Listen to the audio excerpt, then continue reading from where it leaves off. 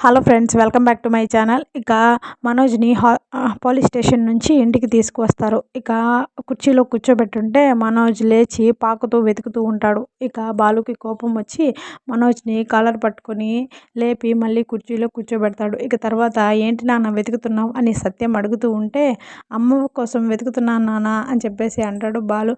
అమ్మే ఉన్న చీమావతి దోమావతి అనుకున్నావా, ఇలా కుర్చీల కింద సోఫాల కింద ఉండను అని చెప్పేసి బాలు అంటూ ఉంటే, ఇంతలో అక్కడికి మీనా వస్తుంది. తీసుకొచ్చేసారా అని చెప్పేసి అంటూ ఉంటే, అవును నాన్న వాళ్ళని బతిమలాడితే కానీ వదలలేదు అని చెప్పేసి బాలు అంటాడు. ఇక సరేలేండి, కేసు గీసు లేకుండా ఇంటికి తీసుకొచ్చేసారు కదా అని చెప్పేసి మీనా అంటుంది. ఇక తర్వాత మనోజ్, మీనా నీకు ఒక విషయం తెలుసా అని చెప్పేసి మనోజ్ అడుగుతాడు. ఏంటి అని అంటూ ఉంటే, రోహిణి చాలా అబద్ధాలు చెప్పింది అని చెప్పేసి అంటూ ఉంటే, తాగినోడా, చెప్పిన మాటే మళ్ళీ మళ్ళీ చెప్పి చంపుతున్నావు కదరా, ఇలా ఓపిక లేనివాడు నీ పక్కన ఉంటే వాడికి కూడా తాగాలనిపిస్తుంది అంటాడు బాలు.